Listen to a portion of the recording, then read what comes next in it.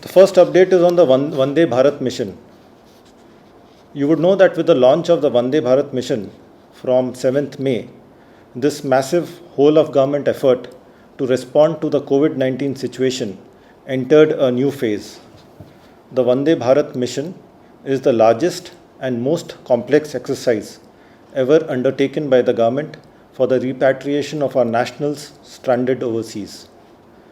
We are working very closely with the Ministries of Civil Aviation, Home Affairs, Health and Family Welfare, as well as concerned state governments in this exercise. Today is day 8 of this mission. As of now, 56 flights have been brought back. They have brought back our nationals from 12 countries.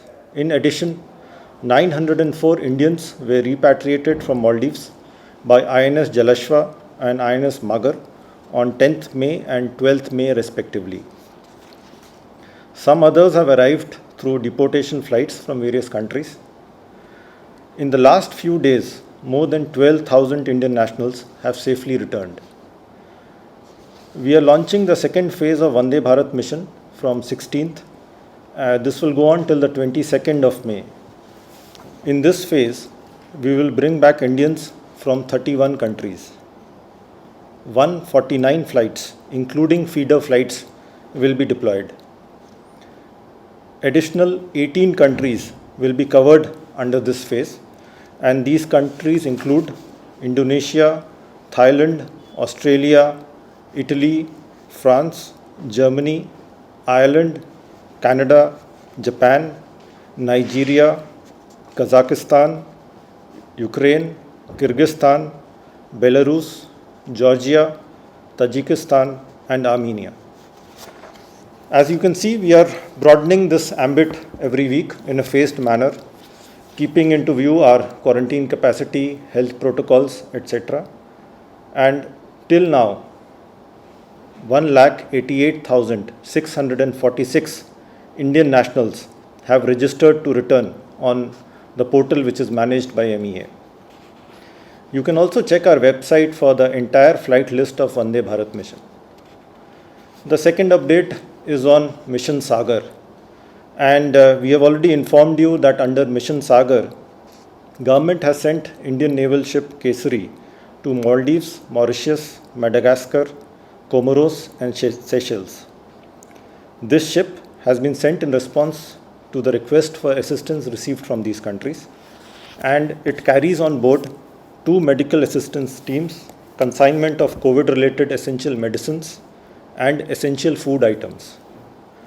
This is inspired by PM's vision of Sagar, which is security and growth for all in the region.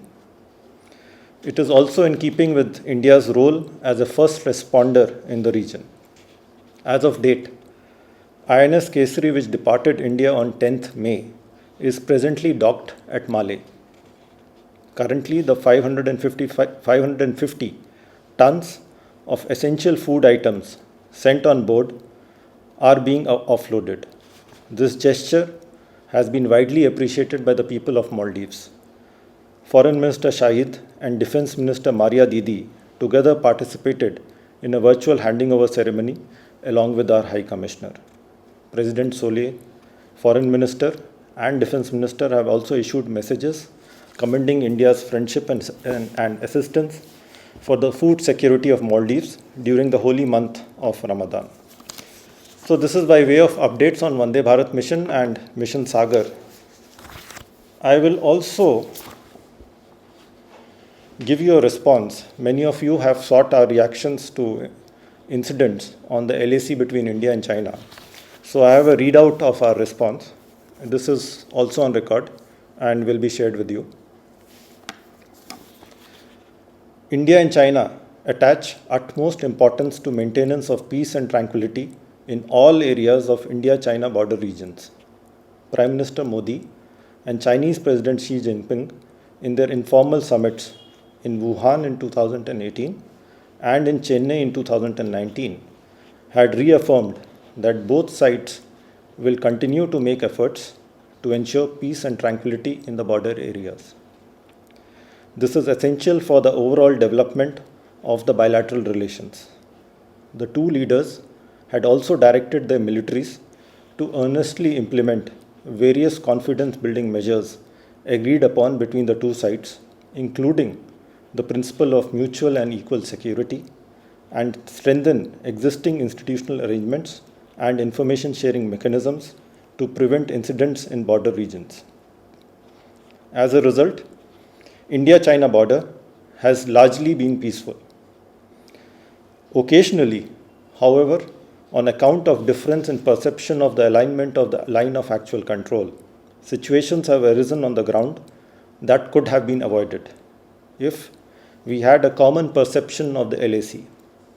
The two sides have established mechanisms to resolve such situations as and when they arise, including border personnel meeting, flag meetings, and working mechanism for consultation and coordination on India-China border affairs, as well as diplomatic channels. The Indian side remains committed to the objective of maintaining peace and tranquility in the India-China border areas. So this is the statement which is on the incidents on the LAC, and I also received some queries on the signing of contract for construction of the Diamar Basha Dam in Gilgit-Baltistan in Pakistan-occupied Kashmir. This is a statement on record. Our position is consistent and clear that entire territory of the Union territories of J&K and Ladakh have been, are, and will continue to be integral and inalienable part of India.